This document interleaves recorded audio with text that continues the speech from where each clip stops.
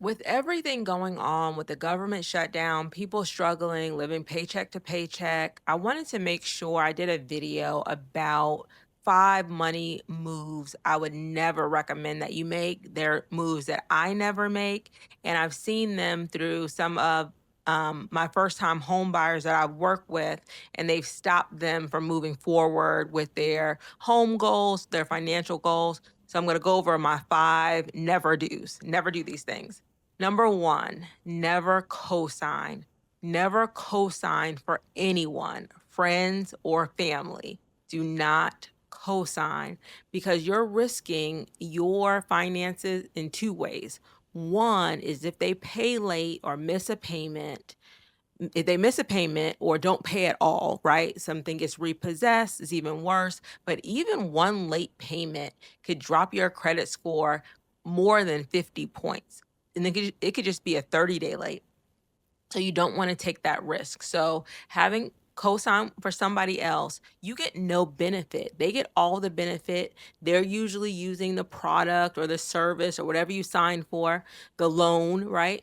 But you're not getting any benefit from that, but you're taking on all the risks. So the first one is a credit risk. They don't pay or they pay late, and then it's going to impact your credit score. The other way you're risking your financial future is not by them reducing your buying power. So let me give you an example. I had a client that was a first-time home buyer. She was a teacher that wanted to buy a house, but she couldn't. She couldn't qualify even though she made decent money and didn't have a lot of personal debt, but she had co-signed for her boyfriend's car and she had co-signed for her grandmother's car. So for a lender, and I believe she had her own car loan. So for a lender, you're still responsible for those debts. So that's what they see when they're running your credit, that you have three car loans and say each one of them was $500. That's $1,500 that can't go toward, your home purchase. So they see that when they're calculating your debt to income ratio, where your debt to income ratio is too high, and even though you may not be making payments, maybe they're paying on time, it hasn't impacted your credit, but it did impact your buying power because you're seen to lenders as somebody who has too much debt relative to their income. So never, ever cosign. Make it a financial rule and don't break it. Number two, never live paycheck to paycheck. I know this is a hard one, but coming out again, government shutdown, for people being furloughed, laid off, you have to put some wiggle room. You have to have a savings. One of my favorite quotes are, wealthy people invest first and spend what's left. Poor people spend first and invest what's left. And a lot of times there's nothing left because you put a lot of your not just your needs, but you put a lot of your wants in your budget and there's really nothing left. So if you're already in that position, that leads me to number 3 is don't live above your means. And even as your income increases, don't increase your lifestyle with your income.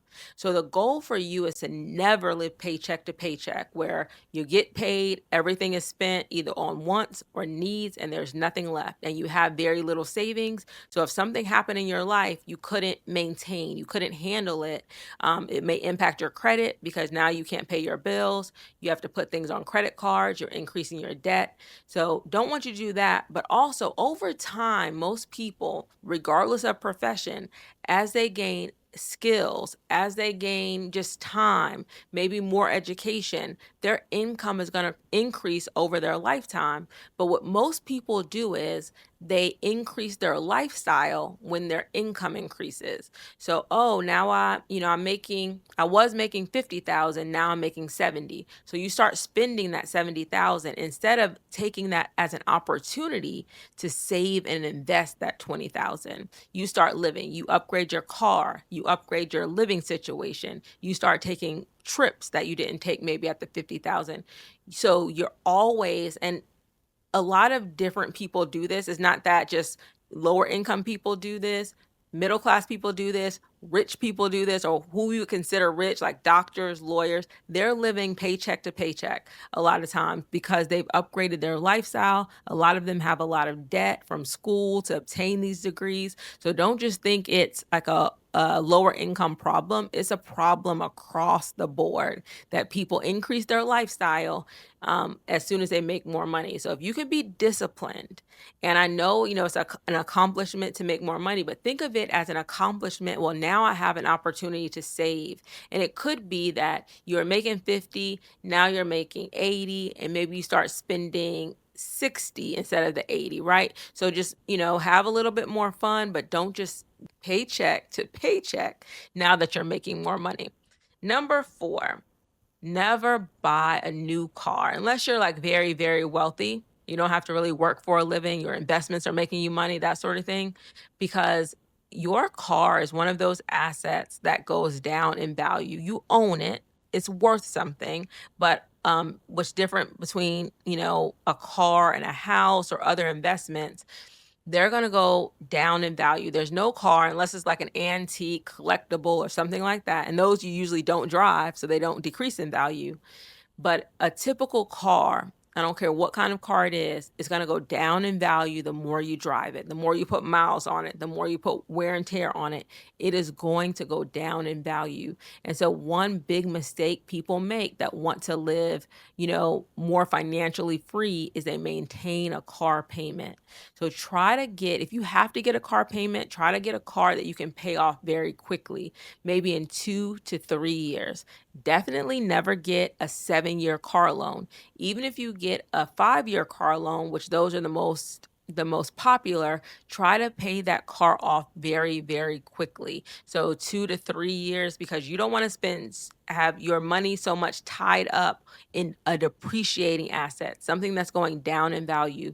You want to be able to take that car payment money and invest it. You want to take that car payment money and do other things, be it if you don't have an emergency fund yet, if you haven't opened your retirement accounts yet, maybe you can invest in real estate after you save that up. But you don't want to have so much of your household income. And I've heard over the years some very, very expensive car payments, like $1,000 car payment for what? And you have no investments or very few investments, and you still have debt. You don't want to have that much money going to a depreciating asset. Stop making that mistake. And it definitely stops you from getting a house, kind of like that first example, because so much of your income is going toward that payment.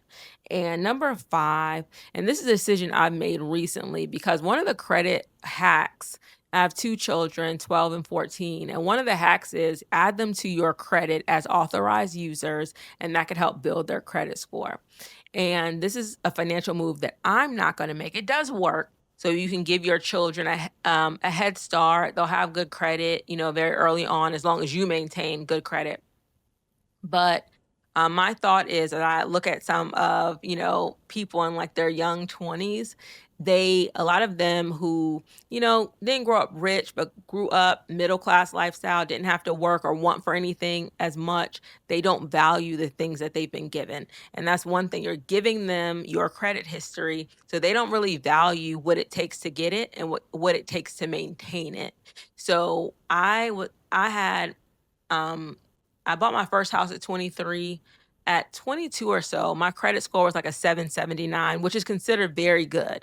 So you can get whatever you want, as far as debt, you probably could borrow whatever you want at that credit score. And it didn't take me long to achieve.